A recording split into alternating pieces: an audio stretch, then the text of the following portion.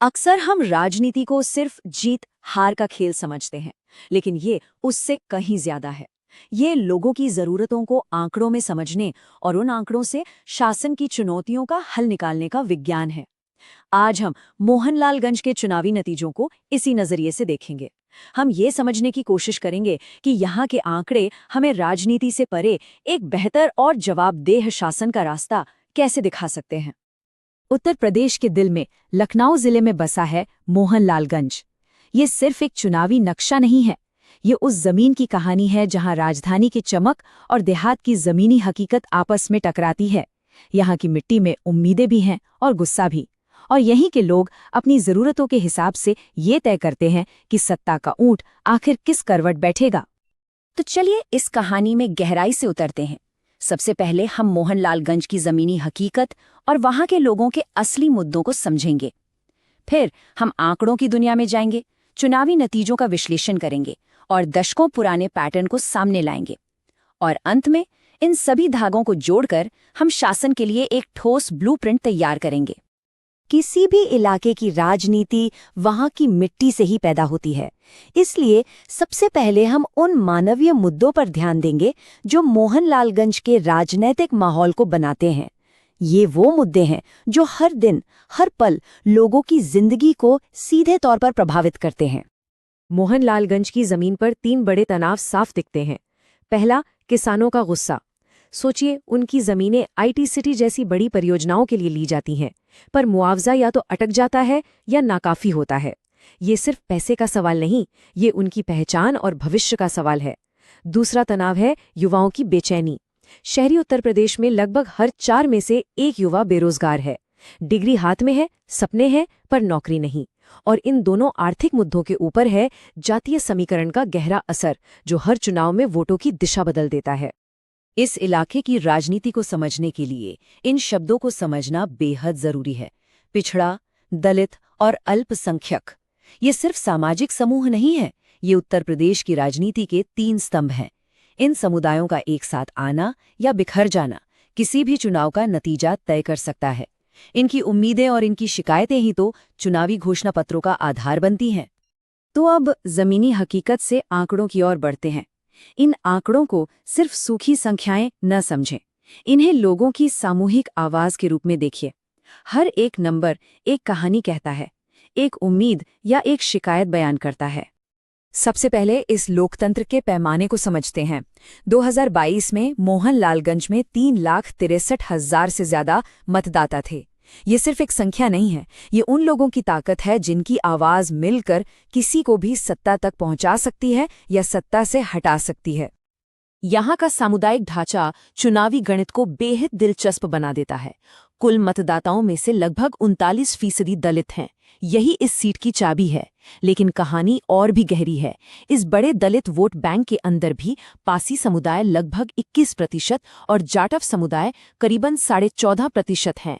इनका एक साथ आना या अलग अलग पार्टियों में बंट जाना ही अक्सर जीत और हार का फैसला करता है। अब कुछ और जरूरी बातें देखिए।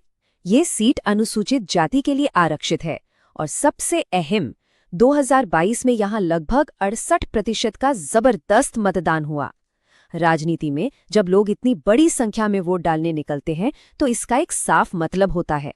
अक्सर ये बदलाव की इच्छा का संकेत होता है, यानी मौजूदा व्यवस्था के प्रति असंतोष। ये सभी चीजें मिलकर यहाँ के मुकाबले को एक अलग ही रंग देती हैं। तो हमने जमीन समझी, आंकड़े देखे। अब देखते हैं कि जब लोगों ने बटन दबाया तो उन्होंने क्या फैसला सुनाया। हाल के चुनावी नतीजों का विश्लेषण करके हम मतदाताओं की भावनाओं और राजनीतिक उतार चढ़ाव को समझेंगे। यहाँ कहानी 180 डिग्री घूम जाती है। 2022 के विधानसभा चुनाव में बीजेपी ने ये सीट 16,548 वोटों के अंतर से जीती। लेकिन महज 2 साल बाद 2024 के लोकसभा चुनाव में इसी मोहनलालगंज ने समाजवादी पार्टी को 70,292 वोटों की भारी बढ़त दिला दी। ये एक बहुत बड़ा राजनीतिक बदलाव है। सवाल ये है कि 2 साल में ऐसा क्या बदल गया? इस पहेली का एक बड़ा हिस्सा है वोट विभाजन। याद है हमने 39% दलित वोटों की बात की थी। जब बसपा जैसा मजबूत तीसरा उम्मीदवार मैदान में होता है तो ये दलित वोट जो शायद विपक्ष को एकजुट कर सकता था वो बढ़ जाता है, और यही बंटवारा अक्सर सपा बीजेपी के बीच हार जीत का फैसला कर देता है, जैसा कि 2022 में हुआ। लेकिन ये जातीय ध्रुवीकरण सिर्फ चुनावी गणित नहीं है, इसका असर समाज पर भी पड़ता है। ऐसे माहौल में नेताओं के भाषण की जिम्मेदारी और भी बढ़ जाती है।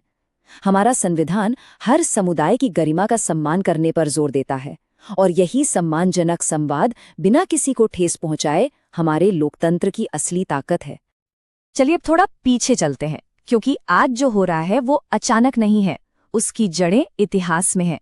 लंबी अवधि के रुझानों को देखकर हम समझेंगे कि वर्तमान घटनाएं एक बड़े चक्र का हिस्सा है जो बार बार दोहराया जाता है। तो एक सवाल उठता है, जब किसी सीट पर हार जीत का अंतर इतना कम हो और गठबंधन लगातार बदलते रहें, तो क्या ये इतिहास हमें भविष्य के बारे में कुछ संकेत देता है? आइए अगले कुछ आंकड़ों में इसी पैटर्न को खोजने की कोशिश करते हैं। इस क्षेत्र के चुनावी इतिहास के इन 3 पड़ावों को देखिए। 2012 में एक आसान जीत, फिर 2017 में सिर्फ 530 वोटों से एक रोमांचक जीत जो दिखाती है कि हर एक वोट की क्या कीमत है, और फिर 2022 में जब विपक्ष का वोट बसपा और सपा में बंट गया तो बीजेपी ने निर्णायक जीत हासिल की। पैटर्न साफ है, जब विपक्ष एकजुट होता है तो वो जीतता है, जब बंटता है तो हारता है। तो इन नतीजों से हमने क्या रणनीतिक सबक सीखे हैं?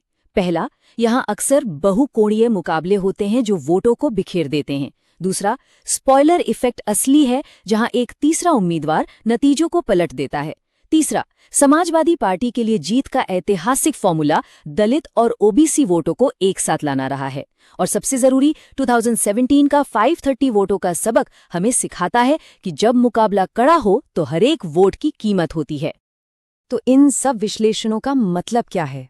अब हम अतीत से निकलकर भविष्य की बात करेंगे, क्योंकि असली लक्ष्य सिर्फ चुनाव जीतना नहीं है, बल्कि चुनाव जीतकर प्रभावी ढंग से काम करना है। तो किसी भी चैलेंजर के लिए यहाँ का मैदान कैसा है? ताकत है अनुभवी नेतृत्व और सामाजिक न्याय का नारा। कमजोरी है सत्ताधारी पार्टी का मजबूत संगठन और वोटों के बंटवारे का डर। मौका कहाँ छिपा है? वो छिपा है जमीन और बेरोजगारी को लेकर लोगों के गुस्से ने, और खतरा है ध्रुवीकरण और नेताओं के पाला बदलने की राजनीति का। इन सब चुनौतियों को देखते हुए एक प्रभावी शासन का ब्लूप्रिंट क्या हो सकता है? इसे हम एक 4 सूत्रीय योजना कह सकते हैं।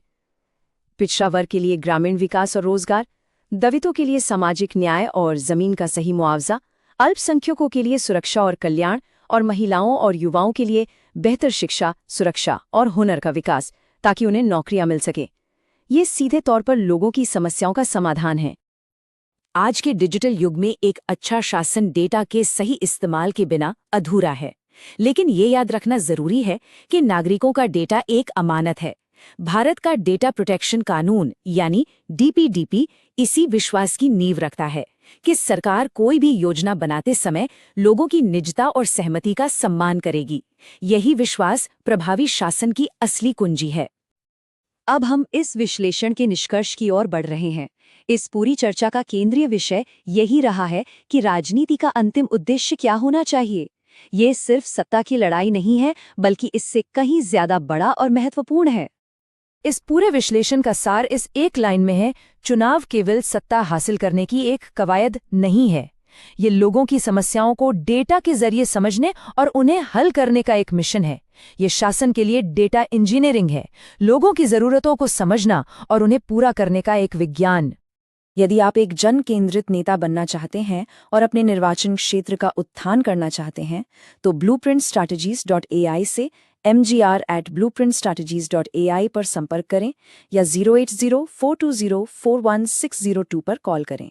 राजनीति से परे, उद्देश्य।